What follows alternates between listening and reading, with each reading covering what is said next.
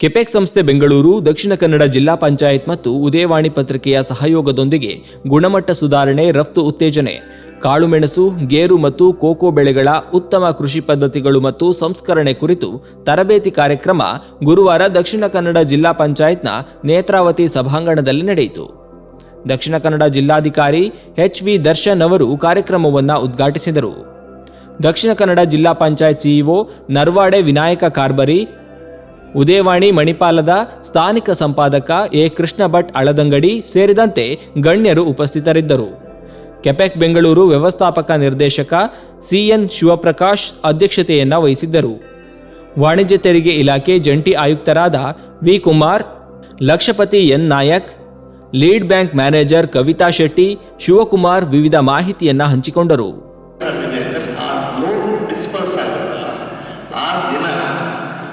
ಯಾವಾಗ ನಿಮಗೆ ಸಬ್ಸಿಡಿ ಬೀಳುತ್ತೆ, ನಿಮಗೆ ಬರುತ್ತೆ, ನಿಮ್ಮ ಕೈಗೆ ಯಾವುದು ಬರಲ್ಲ ಅಂತ ಹೇಳಿ ಅಲ್ಲಿ ಯಜಮಾನರು ನಾನು ಕೂತಾಗ ಹೇಳ್ತಾ ಇದ್ದಾರೆ ಸೀನಿಯರ್ ಸಿಟಿಸನ್.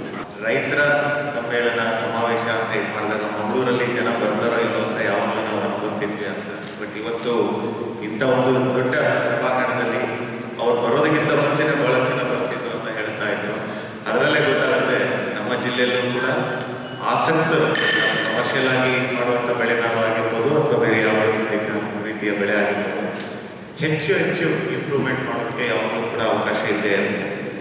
ಸ್ನೇಹಿತರೆ, ನಾವು ರೈತರು ಅಂತ ಏನು ಹೇಳಿದಾಗ ಅದು ಯಾವುದೇ ಪ್ಲಾಂಟೇಶನ್ ಬೆಳೆನಾದರೂ ಆಗಿರ್ಬೋದು, ನಮ್ಮ ಬೇರೆ ಯಾವುದೇ ರೀತಿ ಬೆಳೆನಾದರೂ ಆಗಿರ್ಬೋದು, ಕಮರ್ಷಿಯಲ್ ಆ್ಯಂಗಲಲ್ಲಿ ನಾವು ನೋಡುವಂಥದ್ದು ಕೂಡ ಒಂದು ಯಾವಾಗಲೂ ನಾವು ನೋಡಬೇಕಾಗ್ತದೆ.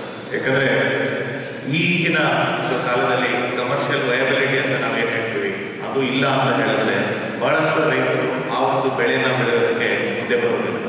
ಬೆಳೆದ್ರೂ ಕೂಡ ಅದು ಒಂದು ಭಾಗ ಅಷ್ಟೇ. ಈಗ ಬೆಳೆದ ನಂತರ ಆ ಬೆಳೆನ ಎಲ್ಲಿ ತೊಗೊಂಡು ಹೋಗಬೇಕು, ಅಲ್ಲಿ ಸಂಸ್ಕರಣೆ ಮಾಡಬೇಕಾ, ಸಂಸ್ಕರಣೆ ಮಾಡಿ ಎಲ್ಲಿ ಹೇಗೆ ಪ್ಯಾಕೇಜ್ ಮಾಡಬೇಕು, ಪ್ಯಾಕೇಜ್ ಮಾಡಿ ಮಾರ್ಕೆಟಿಂಗ್ ಹೇಗೆ ಮಾಡಬೇಕು, ನಮ್ಮ ಕನ್ಸ್ಯೂಮರ್ಸ್ ಎಲ್ಲ ಯಾರನ್ನ ನಾವು ಟಾರ್ಗೆಟ್ ಮಾಡಬೇಕು, ಹೇಗೆ ನಮಗೆ ಇದನ್ನು ಮಾಡಬೇಕು, 3 ಮೇಜರ್ ಬೆಡ್ಸ್ ಆಗಿರ್ಬೋದು, ದುಡಿಮೆ ಆಗಿರ್ಬೋದು, ಈ ಥರದ್ದೆಲ್ಲ ಇದರಲ್ಲಿ ಕೆಪೆಕ್ ಕಡೆಯಿಂದ ನಮಗೆ ಹೇಗೆ ಇದು ಮಾಡಬೇಕು. ಇವತ್ತಿಗೆ ಕೊಕೋವಾ ಅಂತ ಏನು ನಾವು ಭಾಳಷ್ಟು ಒಂದು ಇಂಟರ್ನ್ಯಾಷನಲ್ ಮಾರ್ಕೆಟಲ್ಲೂ ಕೂಡ ಭಾಳಷ್ಟು ಇದರಲ್ಲಿದೆ.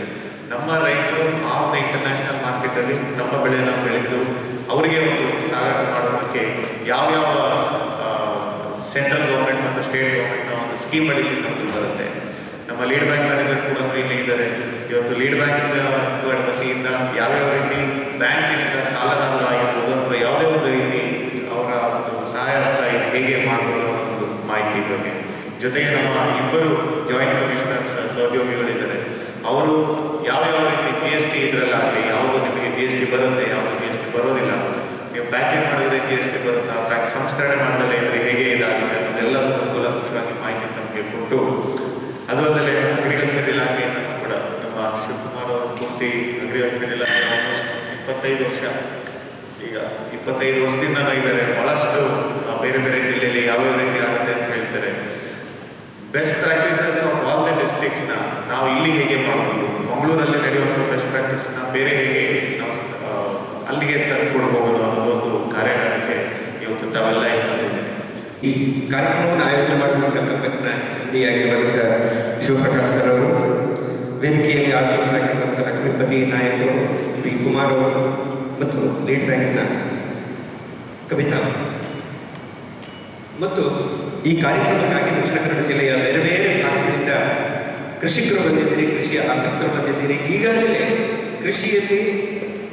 ಕೃಷಿಯನ್ನು ಉದ್ಯಮವಾಗಿ ನೋಡ್ತಾ ಇರುವಂಥ ಸಾಕಷ್ಟು ಜನ ಕೂಡ ಬಂದಿದ್ದೀರಿ. ನಿಮಗೆಲ್ಲರಿಗೂ ಕೂಡ ಉದಯವಾಣಿ ಪರವಾಗಿ ಅತ್ಯಂತ ಪ್ರೀತಿಯ ಧನ್ಯವಾದಗಳನ್ನು ಸಲ್ಲಿಸ್ತೇನೆ. ಉದಯವಾಣಿ ಯಾಕೆ ಈ ಕಾರ್ಯಕ್ರಮಕ್ಕೆ ಸಹಯೋಗವನ್ನು ಕೊಡ್ತು ಅನ್ನುವಂಥದ್ದು ತುಂಬ ಪ್ರಮುಖವಾಗಿರುವಂಥದ್ದು.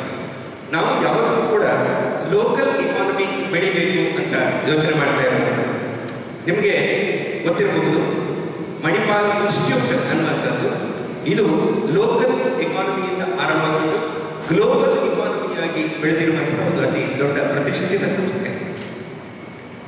ಇಲ್ಲಿ ವೈದ್ಯಕೀಯ ಇರಬಹುದು, ತಾಂತ್ರಿಕತೆ ಇರಬಹುದು, ಎಲ್ಲ ರೀತಿಯ ಶಿಕ್ಷಣ ಮತ್ತು ವೈದ್ಯಕೀಯ ವಿಭಾಗದಲ್ಲಿ ಮತ್ತು ಪ್ರಿಂಟಿಂಗ್ ವಿಭಾಗದಲ್ಲಿ ಆರಂಭದಲ್ಲಿ ಸಣ್ಣ ಮಟ್ಟದಲ್ಲಿ ಒಂದು ಸಣ್ಣ ಉದ್ಯಮವಾಗಿ ಆರಂಭಗೊಂಡಿರುವಂತಹ ಇವತ್ತು ಜಾಗತಿಕವಾಗಿ ದೊಡ್ಡ ಮಟ್ಟದಲ್ಲಿ ಬೆಳೆದು ನಿಂತಿದೆ. ಇದೇ ರೀತಿಯಾಗಿ ನಮ್ಮ ಊರಿನ ಜನ, ಕರಾವಳಿಯ ಜನ ಕೂಡ ತುಂಬ ಎಂಟರ್ಪ್ರಿನರ್ಶಿಪ್ ಅನ್ನು ಹೊಂದಿರುವವರು. ಅವರು ಕೂಡ ಜಾಗತಿಕ ಮಟ್ಟದಲ್ಲಿ ಬೆಳಿಬೇಕು ಅನ್ನುವಂತಹ ಉದ್ದೇಶದಿಂದ ನಾವು ಎಲ್ಲ ರೀತಿಯಲ್ಲೂ ಕೂಡ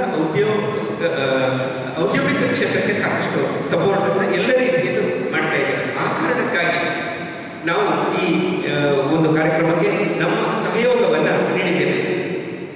ಎರಡನೇದು, ನಮ್ಮ ಕರಾವಳಿಯ ಜನರಿಗೆ ಈ ಕಾರ್ಯಕ್ರಮದಿಂದ ಏನು ಉಪಯೋಗ ಆಗ್ತದೆ ಅನ್ನೋದನ್ನು ನಾವು ಗಮನಿಸಿ ಇದಕ್ಕೆ ಸಹಯೋಗವನ್ನು ಕೊಟ್ಟಿದ್ದೇವೆ. ಈ ಕಾರ್ಯಕ್ರಮ ನಡೀತಾ ಇರುವಂಥದ್ದು ಗೋಡಂಬಿ, ಕೋಕೋ ಮತ್ತು ಕಾಳುಮೆಣಸು ರಿಲೇಟೆಡ್ ಆಗಿರುವಂತಹ ಪ್ರೊಸೆಸಿಂಗ್ ಆ್ಯಂಡ್ ಎಕ್ಸ್ಪೋರ್ಟ್. ಈಗಾಗಲೇ ನಮ್ಮಲ್ಲಿ ಸಾಕಷ್ಟು ಜನ ಗೋಡಂಬಿ ಬೆಳೀತಾರೆ, ಕೋಕೋ ಬೆಳೀತಾರೆ, ಕಾಳುಮೆಣಸು ಬೆಳೀತಾರೆ, ಅಡಿಕೆ ಬೆಳೀತಾರೆ. ಎಲ್ಲ ರೀತಿಯ ಕೃಷಿಯಲ್ಲಿ, ಹಾರ್ಟಿಕಲ್ಚರ್ ಕೃಷಿಯಲ್ಲಿ, ನಾವು ವಾಣಿಜ್ಯ ಕೃಷಿಯಲ್ಲಿ ನಾವೆಲ್ಲ ತುಂಬ ಮುಂದೆ ಹೋಗಿದ್ದೇವೆ. ಆದರೆ ಅದನ್ನು ಒಂದು ಕೃಷಿಯನ್ನು ಒಂದು ಪ್ರಾಡಕ್ಟ್ ಆಗಿ ನಾವು ಬರೀ ಕೃಷಿಯನ್ನು ಹೇಗೆ ನೋಡ್ತೀವಿ ಅಂದರೆ ಒಂದು ವಸ್ತುವಾಗಿ ನೋಡ್ತೇವೆ.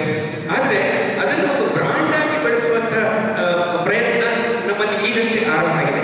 ಇದಕ್ಕೊಂದು ಬೂಸ್ಟ್ ಸಿಗಬೇಕು ಅನ್ನುವ ಕಾರಣಕ್ಕಾಗಿ ಕೆಂಪೇಗೌಡರು ಮಾಡುವಂಥ ಈ ಕಾರ್ಯಕ್ರಮಕ್ಕೆ ನಾವು ಸಹಯೋಗವನ್ನು ಕೊಟ್ಟಿದ್ದೇವೆ. ಇಲ್ಲಿ ಸಾಕಷ್ಟು ಸಾಹಸಿ ಕೃಷಿಕರಿದ್ದಾರೆ, ಉದ್ಯಮಿಗಳಾಗಿ ಬೆಳೀತಾ ಇರುವವರು ಇದ್ದಾರೆ. ಅವರಿಗೆಲ್ಲರಿಗೂ ಕೂಡ ಉತ್ತಮವಾದಂಥ ವೇದಿಕೆ ಸಿಗಬೇಕು ಅಂತ ನಾವು ಕೇವಲ ಉತ್ಪಾದನೆ ಮಾಡಿದರೆ ಸಾಲದು. ನಾವು ತುಂಬ ಜನ ಮಾತಾಡೋದನ್ನು ಕೇಳ್ತೇವೆ. ಈ ಸಾರಿ ಗೋಡಂಬಿಗೆ ಏನು ರೇಟ್ ಇಲ್ಲ, ಅಡಿಕೆಗೆ ರೇಟ್ ಇಲ್ಲ, ಕಾಳುಮೆಣಸು ತುಂಬ ರೇಟ್ ಕಡಿಮೆ ಆಯಿತು, ಕಳೆದ ವರ್ಷ ಚೆನ್ನಾಗಿತ್ತು. ಯಾವತ್ತೂ ಕೂಡ ನಾವು ಸಮಸ್ಯೆಗಳ ಬಗ್ಗೆನೇ ಇಲ್ಲಿ ತುಂಬ ಮಾತಾಡ್ತೇವೆ. ಆದರೆ ನಾವು ಯಾವತ್ತೂ ನಮ್ಮ ವಸ್ತುಗಳನ್ನು ಬ್ರಾಂಡ್ ಆಗಿ ಡೆವಲಪ್ ಮಾಡುವ ವಿಷಯದಲ್ಲಿ ಯೋಚನೆ ಮಾಡಿದ್ದು ಕಡಿಮೆ.